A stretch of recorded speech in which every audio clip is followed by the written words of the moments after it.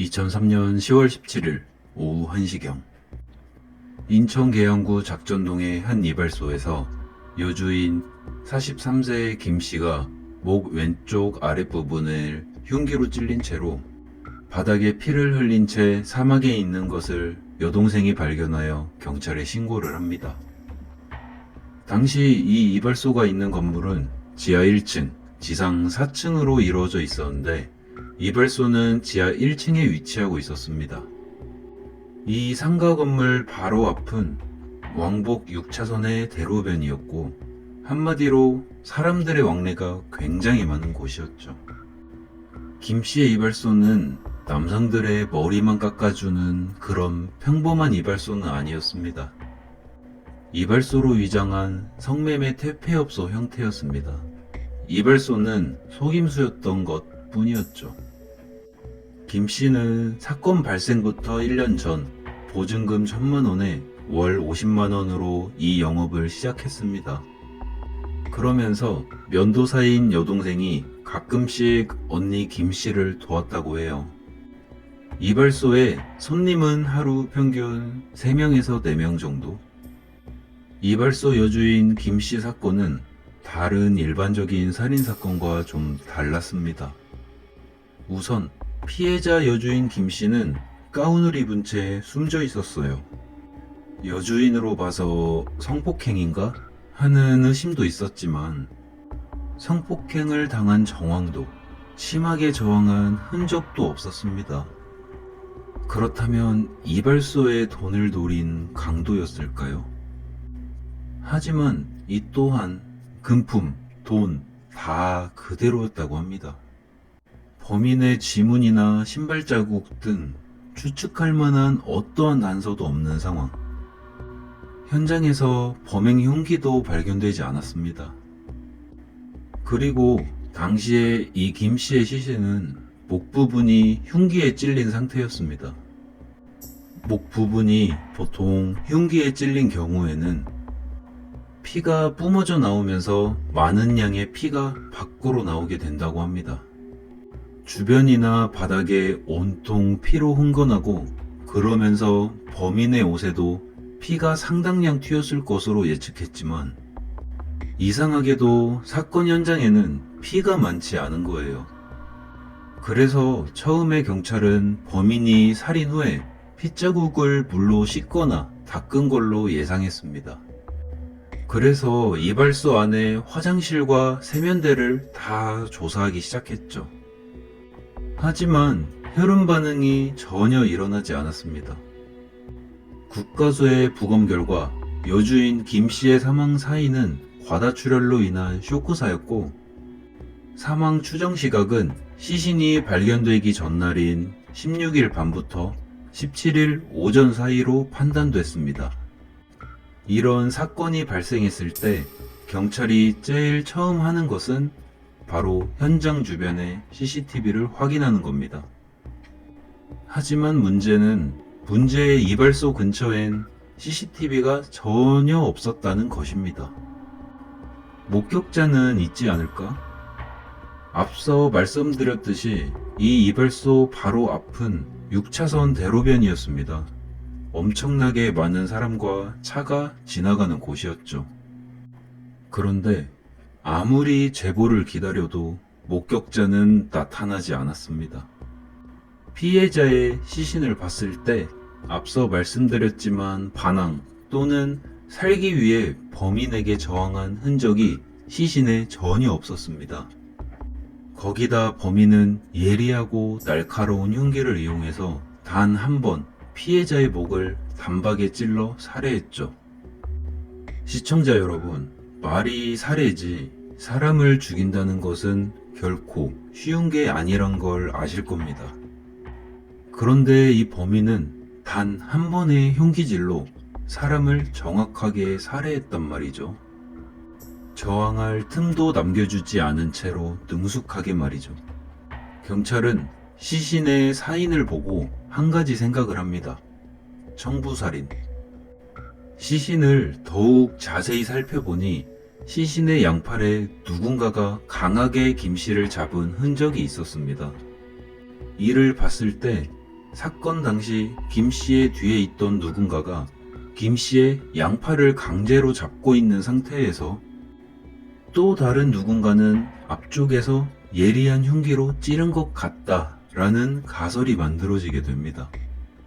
즉, 이 사건은 단독 범행이 아니라 범인이 2명에서 3명일 가능성이 커 보인다라는 겁니다. 2003년 10월 17일 오전 7시 50분, 이때 여동생이 언니인 김 씨의 전화를 받았습니다.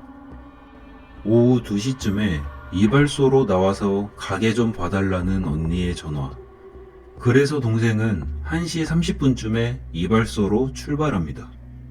이발소 문을 열자마자 적막과 싸늘한 느낌이 감돌았죠. 그 후 바닥에 쓰러져 있는 김 씨를 발견하고 경찰에 신고하게 된 것이었죠. 동생의 진술을 들은 경찰은 범행 시간은 동생이 언니와 통화했다는 시신 발견 직전인 오전 7시 30분 이후부터 오전 8시에서 10시 사이로 보고, 이 당시 이발소를 출입했던 인물들을 상대로 수사를 벌였습니다. 이때 방문한 손님들 중에 한 명일 가능성이 제일 높은 상황이었죠. 거기다가 경찰은 김 씨한테 원한이나 돈 문제로 다퉜던 인물, 퇴폐 이발소를 자주 드나들었던 단골을 수사 명단에 올립니다. 같은 건물 4층에 인력사무소가 자리 잡고 있었습니다. 평소에도 이발소 손님의 많은 부분이 인력사무실에 종사하는 사람들이었죠. 그렇다 보니까 그 인력사무소에 출입하던 건설 인부, 우범자, 동종 전과자 등 10여 명을 용의선상에 올려놓고 수사를 벌입니다. 하지만 이 모든 사람들은 알리바이가 확실했죠. 보통 범죄가 발생하면 경찰들은 피해자와 가장 가까운 인물, 그리고 피해자를 가장 마지막에 만나거나 혹은 통화했거나 시신을 처음 발견한 사람부터 의심해가며 용의자의 폭을 넓혀갑니다. 경찰은 한 사람을 떠올렸습니다. 피해자와 가장 마지막에 통화를 한 사람, 그리고 시신을 처음 발견한 사람. 바로 피해자 김 씨의 여동생이었죠. 경찰은 곧바로 여동생을 용의선상에 올리고 강도 높은 수사를 하지만 알리바이도 확실했고 시신 발견 외에 전혀 접점이 없었습니다. 경찰은 김 씨의 남편 또한 유력한 용의자로 보고 집중 수사를 합니다. 지방의 한 도시에서 사업을 하다가 망해서 거액의 빚을 지고 있는 남편이었죠. 김 씨가 죽게 되면 모든 재산을 소유하게 됩니다. 김 씨의 명의로 된 재산은 대략 3억가량. 김 씨가 죽게 되면 금전적으로 수혜를 받는 남편이었죠. 남편을 의심하게 된 것은 주변 지인들의 평소 김 씨와 남편의 사이가 좋지 않았다는 제보 때문이었습니다. 당시 김 씨와 별거 중이었고 가장 범인으로 의심되는 남편. 하지만 남편 또한 알리바이가 확고했습니다. 사망 추정 시간에 남편을 봤다는 사람도 있었고 정확한 알리바이도 입증이 되어 남편도 용의선상에서 벗어났습니다. 이 김 씨는 원래 주변인들과의 왕래도 별로 없었다고 해요. 그리고 사건 당시 목격자도 없고 CCTV도 없고 현장에 단서도 없으며 시신에 남겨진 단서도 없었죠. 경찰은 범인을 잡기 위해 많은 노력을 했지만 결과적으로 현재까지 이 사건은 미제 사건입니다. 합리적으로 가장 먼저 드는 의심은 여기가 퇴폐업소였잖아요. 마지막 손님이 범인일 가능성이 높지 않을까 합니다. 퇴폐 이발소의 경우 낮보다는 밤이나 새벽에 손님이 많기 때문에 보통 24시간 영업을 합니다. 물론 종업원이 몇 명이냐, 개인 사정에 따라 약간의 운영 시간대는 다 다를 수가 있겠죠. 하지만 보통 24시간 영업하지 않더라도 밤 장사를 안 하고 낮 장사를 하거나 이렇진 않습니다. 밤에 장사를 거의 다 하죠. 늦은 밤이나 새벽 손님의 경우에는 이발소에서 잠을 자기도 한다는데, 이런 경우 아침까지 이발소에 사람들이 어느 정도 남아있을 가능성이 높다고 추정할 수 있습니다. 건물 4층에 인력사무소가 있었던 것을 생각해보면 이발소에서 잔 손님은 얼마든지 있을 수가 있어요. 범행이 오전 8시에서 9시 사이에 벌어졌고, 범인이 몰래 빠져나갔다면 목격자 찾기는 지금처럼 힘들겠죠. 8시에서 9시, 이 시간대가 아침 출근하느라 바쁜 시간대고, 주변 상가들도 이제 오픈 준비로 바쁘거나 혹은 아직 문을 안 연 가게도 많을 시간대일 테니까요. 그리고 이 상가가 대로변에 있었기 때문에 범인이 출근하거나 지나다니는 사람들 속에 섞여버리면 관심 있게 보지 않는 한 이 사람이 이발소에서 나왔는지 어디에서 나왔는지 구분하기도 솔직히 쉽진 않을 거예요. 경찰은 자기 판단과 생각의 그 고정관념에 딱 잡혀버릴 때가 간혹 있습니다. 자신만의 수사 가이드라인을 정해놓고 그것에 집착하면서 뭔가 이거 같다 싶으면 모든 증거들이나 단서들을 그것에 맞춰버리는 거예요. 중립적으로 봐야 하지만 어느 순간 자기의 생각대로 기울어져 버리는 거죠. 그렇다 보면 중요한 단서를 놓치는 경우가 종종 생기곤 합니다. 이 사건도 그래요. 면식범이지 않을까? 가게를 많이 왔던 사람, 혹은 원래 피해자와 안면이 있는 사람이 아닐까라고 경찰은 말하지만 생전 처음 오는 사람일 수도 있는 것이거든요. 그리고 앞서 말씀드렸지만 경찰은 범인이 2명에서 3명일 것이라고 추정을 합니다. 뒤에서 잡고 앞에서 찌르고, 하지만 1명일 수도 있는 거잖아요. 사건 현장은 퇴폐 이발소였어요. 24시간 영업하고 사람들의 눈을 피해서 들어오며 밤이나 새벽에 들어왔다가 나가고 누구든지 돈만 내면 이곳에 와서 쉬었다가 나갈 수 있는 곳. 모종의 트러블로 인한 사망, 살인 사주로 인한 사망일 수도 있겠죠. 이발소에서 없어진 물건도 없는 것을 보아하면 금품을 노린 강도는 또 아닌 것 같습니다. 범인은 단 한 번에 김 씨의 목을 찔러 살해했습니다. 그걸로 봐서는 칼을 잘 쓰거나 여러 번 써본 사람의 소행이지 않을까 싶어요. 그리고 이 범행 흉기가 무엇인지도 정확하게 밝혀지지 않았습니다. 범인이 평소에 휴대하고 다니던 걸로 한 건지 아니면 이발소에 있는 걸 사용한 건지도 몰라요.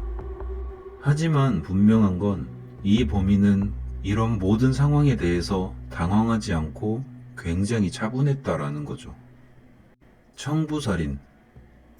40대 여성을 살해하기 위해서 살인 전문가를 2~3명이나 보낸다? 말이 안 되는 대목이긴 합니다. 단 한 번 목을 찔렀고 바로 사망했다. 더욱이 의아한 점은 사건 현장에 피가 많이 없었다는 겁니다. 바닥에 흥건했던 피는 범인이 모두 치우고 밖의 동태를 살피며 자연스럽게 거리의 사람들과 섞여 사라졌다. CCTV도 없으며 목격자도 없습니다. 범행 도구나 남겨진 단서도 없고요. 정말 경찰의 추정대로 청부살인일까요?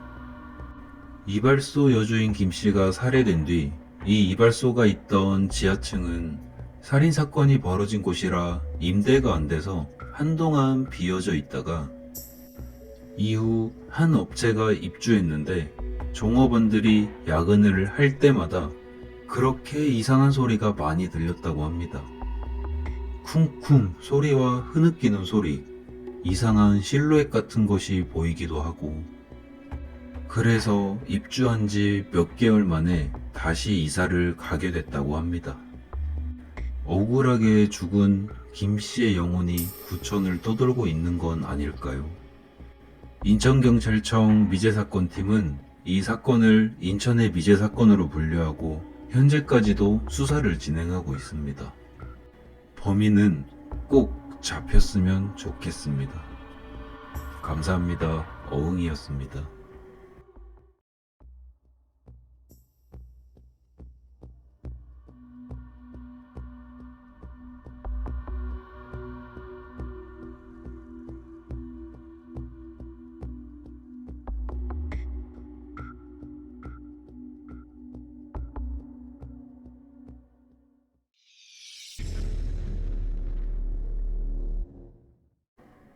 증발.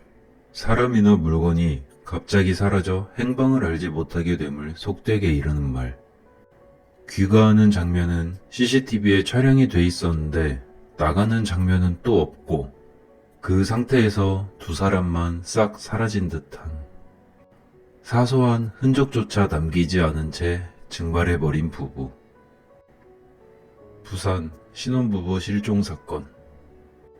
2015년 11월 결혼한 전민근 씨와 최성희 씨 부부. 결혼식 날 서로는 진실한 남편과 아내로서의 도리를 다할 것을 모두 앞에서 맹세했어. 시간이 흘러 2016년 5월 27일 금요일, 연극 배우였던 아내 성희 씨가 연기학원 강의를 끝내고 집으로 온 건 밤 11시가 조금 넘은 시각. 새벽까지 가게를 하던 남편 전 씨가 동업자의 차를 얻어 타고 집 앞에 도착해. 그리고 엘리베이터를 타고 올라가는 이 모습을 마지막으로 부부는 감쪽같이 사라져. 아파트 안에서 혈흔이나 자살 시도를 했던 정황 같은 것도 전혀 발견되지 않아. 이를 토대로 둘이 떠나는 시점으로는 각자 두 발로 자의적으로 떠난 것이 아닌가라는 평이 지배적이야. 당시 부부가 살던 아파트에는 모두 21개의 CCTV가 있었는데 이를 피해 강제로 부부를 데려가기는 결코 쉽지 않기 때문이야. 비상 계단으로 내려오면 입구 쪽 CCTV는 물론 중간중간 설치된 CCTV 사각지대를 지나 밖으로 나가는 게 가능했어. 그렇다면 부부는 왜 이렇게 복잡한 길을 택한 걸까? 경찰 행정학 교수는 이렇게 말했어. 1. 누구랑 조우하게 되는 것, 즉 부딪히게 되는 것을 피하기 위한 이유. 2. 본인이 집에서 나가는 여러 가지의 흔적이나 동선 자체가 나중에라도 밝혀지지 않길 원해서라는 거야. 유일하게 챙긴 물건이 여권과 노트북이라는 점은 부부가 누군가를 피해 잠적했을 가능성을 높여주었지만 몇 가지 의아한 점이 있어. 평소 아내 성희 씨가 자식처럼 아끼는 강아지를 그대로 둔 것은 물론이고 차 역시 주차장에 그대로 남아 있었다는 사실이야. 주변에서는 절대 강아지를 내버려 두지 않는 사람이며 차 없이는 움직이지 않을 정도로 차를 애용했다고 해. 부부가 실종됐을 것으로 추정되는 5월 28일에서 31일 사이, 성희 씨는 극단 관계자들에게 평소와 다른 말투로 문자를 보냈을 뿐 누구와도 연락이 되지 않았기 때문이야. 극단 관계자들은 문자를 보고 의아했다고 해. 마치 누군가 대신 보낸 듯 평소 성희 씨가 보낸 문자에 비해 지나치게 사무적인 어투였던 거야. 이에 비해 남편 전 씨는 그 기간 동안 동업자와 친구, 아내의 극단 대표와 총 3차례 통화를 하며 이들에게 의미심장한 말을 남겨. 거의 며칠을 못 잔 사람 목소리로 연락을 받은 동업자는 갔다 오면 이야기해주겠다. 무슨 사건이 있는데 이게 해결이 되어야 한다. 라고 연락을 받았다고 해. 한편 경찰은 다양한 가능성을 모두 열어두고 100가지라면 100가지 모두를 설정해놓고 수사를 진행했는데 99가지를 전부 확인했지만 한 가지 확인하지 못한 것이 남아있었어. 그것은 바로 장 씨, 수사 중에 전민근 씨의 전 여자친구인 장 씨의 존재를 알게 된 거야. 그녀는 남편과 함께 노르웨이에 거주 중이었는데 부부가 실종되고 부모님이나 주변의 친구들, 최성희 씨가 다녔던 정신과 의사 선생님이 입을 모아 이야기한 것이 장 씨로 인해서 부부가 괴롭힘을 당하고 있다라는 공통점이 있었어.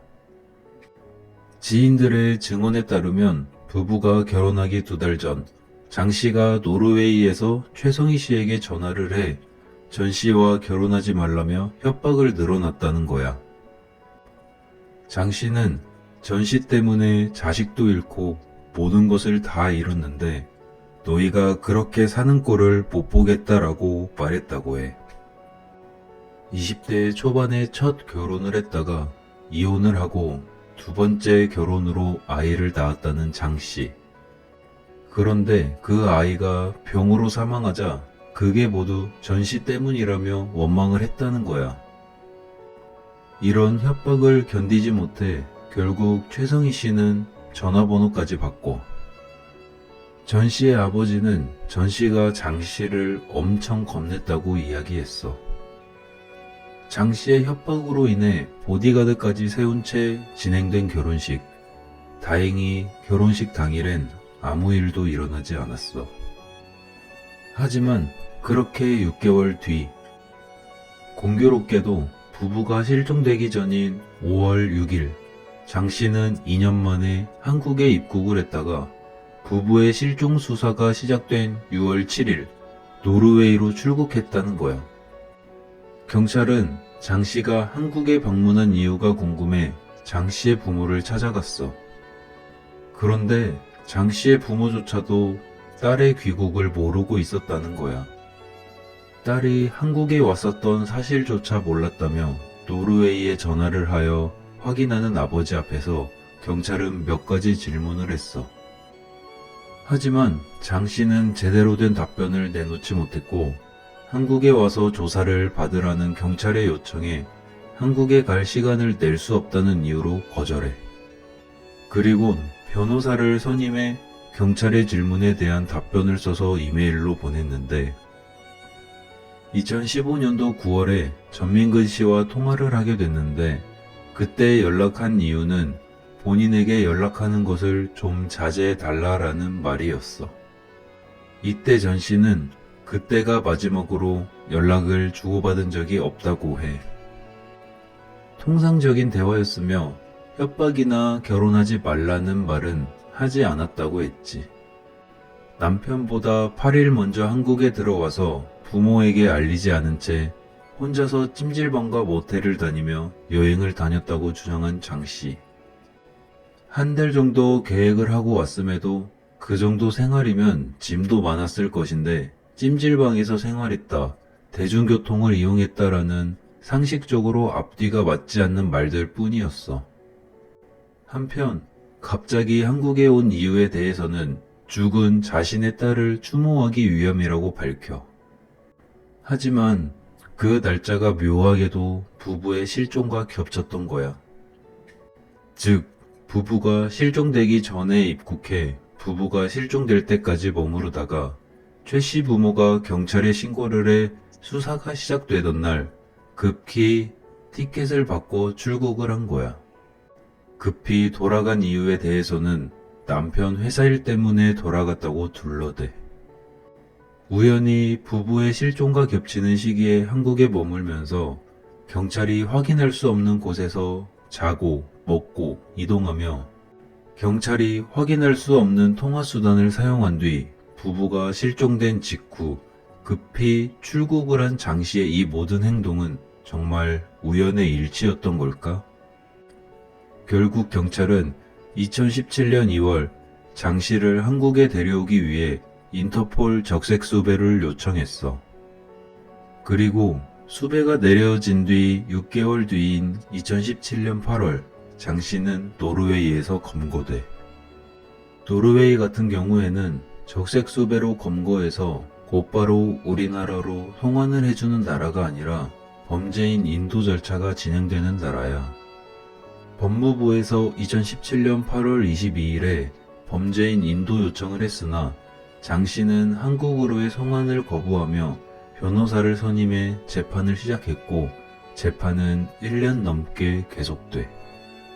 그리고 지난 2018년 12월 5일 1년 6개월의 재판 끝에 노르웨이 법원은 한국이 요청한 장 씨의 범죄인 인도 청구를 기각해. 그런데 재판에서는 물론 경찰이 보낸 답변서에도 장 씨가 일관되게 주장한 것이 있었어. 정식적인 연인 사이가 아니었고 헤어지고 말고 할 것이 없는 친구 사이였다라는 거야. 그런데 이 이야기를 듣자 학창 시절부터 두 사람과 친해왔다던 한 친구가 오래된 사진을 제보하는데 장 씨의 주장과는 달리 한눈에도 다정해 보이는 장 씨와 전 씨의 모습이었지. 고등학교 때부터 만난 사이여서 증거가 너무 많이 남아있다고 친구는 말했고 전 씨의 어머니 또한 사귀는 사이 이상이며 깊은 정을 나눴다는 말을 했어. 전 씨가 군대를 전역한 후 두 사람은 다시 멀어졌고 장 씨는 2008년 지금의 남편과 교제를 시작해 2012년에 재혼한 뒤 2014년 노르웨이로 떠나. 그리고 전 씨는 2015년 최성희 씨와 결혼을 했던 거야. 겉으로 보이기에는 서로 다른 인연을 만나 잘 사는 듯 보였지만 그것이 끝이 아니었어. 결국 직접 장 씨를 만나보기 위해서 전 씨의 어머니는 노르웨이로 향했지. 하지만 끝내 장 씨는 나오지 않았고 대신 경찰과 마주하게 돼. 장 씨가 경찰에 괴롭힘 당하고 있다며 신고를 하자 경찰은 지금 당장 이곳을 떠나라고 지시했어. 그렇게 전 씨의 어머니는 장 씨와 만나지 못한 채 발걸음을 돌릴 수밖에 없었어. 정말 이대로 포기해야 하는 걸까? 노르웨이에서 장 씨를 데려올 방법은 없는 걸까? 최선의 방법은 혐의를 입증할 만한 증거를 더 확보해서 다시 성환 요청을 하는 것 뿐이야. 본인이 정말 무죄라고 주장하면 입국해서 수사에 성실히 임했으면 좋겠다. 그렇지 못한다면 이 문제가 해결되지 않는 한 영원히 장 씨는 대한민국 땅을 밟을 수 없을 거야. 그리고 현재까지도 장 씨는 노르웨이에 머물며 수사를 거부하고 있다고 해.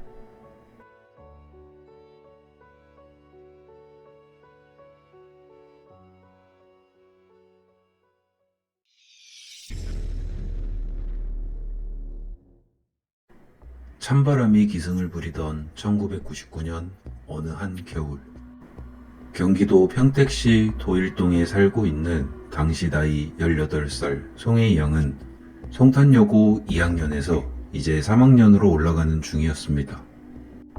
둘째 딸이었던 송양은 전교 1, 2위를 다툴 정도로 학업 성적도 아주 우수했던 학생이었죠.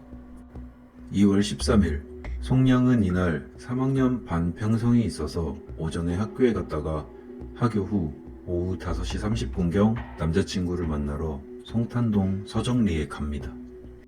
그렇게 시간 가는 줄 모르게 남자친구 집에서 친구들과 놀다 보니 시각은 밤 10시경. 막차 시간이 다가와서 송양은 급하게 버스를 타고 집으로 갑니다. 송양이 막차를 타고 가는 모습은 친구들이 배웅해 주었기에 모두 목격을 한 상태였고, 당시 남자친구가 살던 송탄동과 송양의 집인 도일동은 불과 5km 정도 떨어지지 않은 지리적으로도 가까웠습니다. 보통 버스로 10분에서 20분 정도밖에 걸리지 않는 거리였죠. 그로부터 얼마 후 송양은 마을 인근 도일동 하리마을 입구에서 내립니다. 하리마을은 번화한 도시와는 거리가 먼 주민이 적게 사는 지역이었습니다. 그러다 보니 송양이 내린 후 집까지 비춰지는 모습은 온통 농과 밭, 야산뿐인 한적한 농로였고, 듬성듬성 희미한 가로등만이 길을 비추고 있었습니다. 수천 번도 더 가봤을 그 길을 걸으며 송량은 그렇게 사라지게 됩니다. 한편 밤 11시가 넘은 시각, 송량의 부모님은 딸의 귀가가 늦어지자 점점 걱정하기 시작합니다. 집에 올 시간이 넘었는데 왜 이렇게 안 오지? 혹시 우리 혜희 못 봤니? 송량의 부모님은 송량의 친구들에게 전화를 하기 시작합니다. 하지만 친구들은 송량과 같이 있었지만 버스 정류장까지 배웅해주고 그 뒤로는 각자 집을 가서 잘 모르겠다고 말합니다. 송량의 부모님의 전화로 친구들 또한 송량이 걱정되기는 매한가지였죠. 송량의 부모님은 버스 정류장에서부터 집으로 오는 길목 일대를 샅샅이 뒤졌습니다. 하지만 송량의 흔적은 아무것도 발견할 수 없었습니다. 아무런 연락도 없고 연락할 방법도 없는 상황. 가족들은 점점 불안해하며 새벽 6시경 경찰서에 찾아가 실종 신고를 합니다. 그리곤 바로 버스 회사로 찾아갑니다. 송량이 사라지던 그날 밤에 운행을 하던 버스 기사님이 혹시라도 뭔가를 알고 있지 않을까 지푸라기라도 잡는 심정으로 말이죠. 버스 회사의 도움으로 당시 버스 기사님을 만났고 다행히도 실종 당일 송량을 기억하고 있었습니다.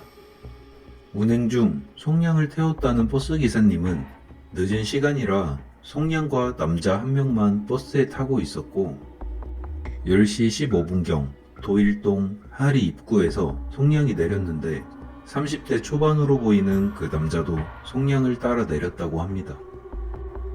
버스 기사님은 그냥 같은 방향인 사람이겠거니 생각했다고 합니다. 인상착의는 오리털 파카에 모자를 푹 눌러 쓰고 등산화 같은 신발을 신고 있었다고 합니다.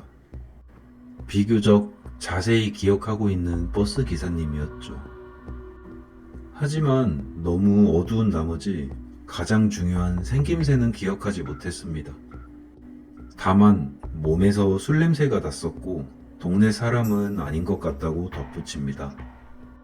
송량이 버스에서 내렸고 한 남자가 뒤따라 내렸다. 이것이 목격된 송량의 마지막 모습이었습니다. 제일 처음 송량의 실종 신고를 한 건 송량의 아버지였다고 합니다. 실종 신고를 받고도 경찰은 단순 가출로 생각해서 수사를 계속 미뤘다고 합니다. 고3이면 학업 스트레스가 심했을 텐데 혼자 바람 쐬러 간 것 아니냐라는 식으로 여기며 수사에 나서지 않았습니다. 방금 전 버스 기사님의 증언만 듣더라도 단순 가출이 아니라는 건 누구나 알 법한 사실이지만 그때 당시에 실종 수사가 대부분이 이런 늦장 수사가 대부분이었죠. 전국 미아 실종자 가족찾기 회장이신 나주봉 회장은 당시만 해도 경찰은 실종에 관심이 없었다.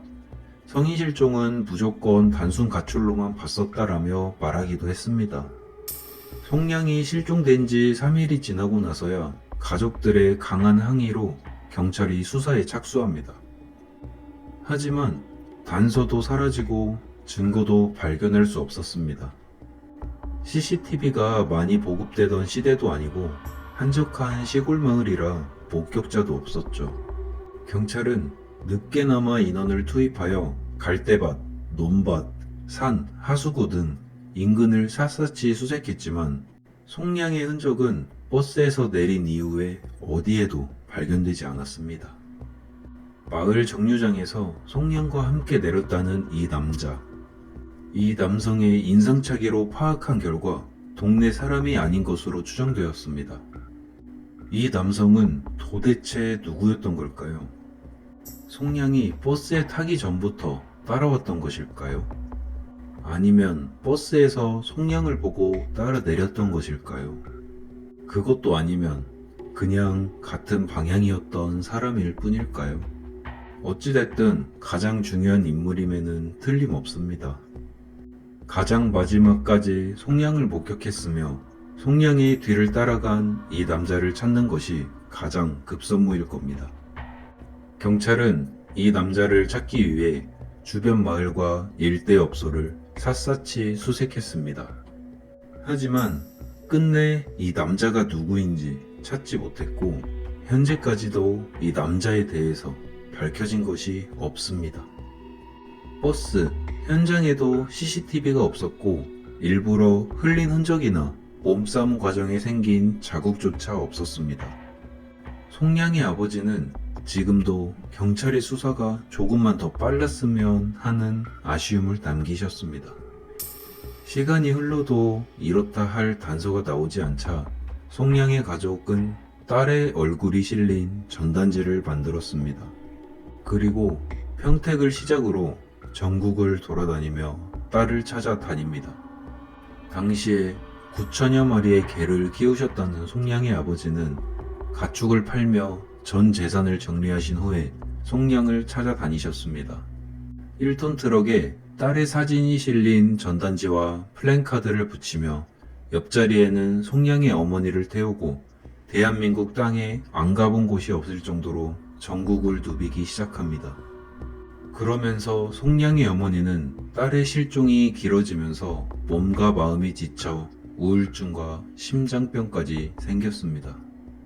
그러다가 2006년 결국 딸을 그리워하시다 극단적인 선택을 하십니다. 당시 송량의 실종 전단지를 방 바닥에 깔아 놓으시고 농약을 마셨다고 전해집니다. 딸을 찾고 싶은 마음이 얼마나 간절하셨으면 전단지를 품에 꼭 안은 채 쓰러져 계셨다고 합니다. 송량의 아버지는 아내의 싸늘한 주검 앞에서 통곡하시다 약속하십니다. 여보, 내가 우리 딸 꼭 찾을게. 그러니 너무 염려하지 마. 내가 꼭 찾을게. 아내가 세상을 떠난 후 송량을 찾는 것은 이제 오로지 송량의 아버지의 몫이었습니다. 이제 송량의 아버지의 일상은 아내와 함께 타고 다니던 트럭에 홀로 몸을 싣고 사람들이 붐비는 거리마다 플랜카드를 내걸며 전단지를 나눠주는 것이 일상이 되셨습니다. 또 전단지가 다 떨어지면 일용직으로 일을 해서 돈을 벌었고 또다시 거리로 나가셨습니다. 그렇게 긴 세월 동안 차에서 먹고 자며 굶는 일도 다반사였죠. 지금까지 내건 플랜카드는 2,500장이 넘고 벽에 붙이며 사람들에게 나눠준 전단지만 300만 장이 넘습니다. 가족의 전 재산을 전단지와 플랜카드를 제작하는 데 쓰셨고 지금껏 딸을 찾기 위해 다닌 거리만 해도 지구를 20바퀴 돈 것과 맞먹는다고 합니다. 고속도로나 나들목, 사람이 많이 지나가는 곳 인근에서는 아버지가 내건 플랜카드를 종종 볼 수 있습니다. 또 아버지의 차 안에는 나의 딸 송혜인은 꼭 찾는다 라는 글이 적힌 액자를 걸어놓으며 항상 보신다고 해요. 주변에서는 이미 죽었으니 포기하라는 말도 많이 들리지만 송량의 아버지는 이럴 때마다 죽은 걸 확인하지도 못했는데 부모가 자식을 먼저 포기할 수 있습니까? 라고 얘기하신다고 합니다. 정말 만약에 죽었다고 하더라도 딸의 시신만큼은 무조건 찾아야 한다고, 그래야 죽은 아내와 약속을 지킬 수 있다고 송량의 아버지는 되뇌입니다. 당시 설날 사흘 전이었다고 해요. 그랬기에 잠시 고향에 방문했던 사람이 범행을 저지른 건 아닐까라는 추측에 마을 사람들의 주변 사람들까지도 수사도 해보고 주변에 중장비 학원이 있었다고 하는데 학원생까지 조사를 했지만 단서는 나오지 않았다고 합니다. 시간이 흐르고 2004년 부산에서 송량의 명의로 인터넷에 접속한 기록이 포착되었고 경찰은 바로 부산으로 내려가 급습하지만 송량의 아버지가 붙여놓은 전단지에 있던 신상정보로 도용한 것으로 확인이 됩니다. 실종자 신상정보를 도용해서 인터넷을 하다니 참 미친 사람들이죠.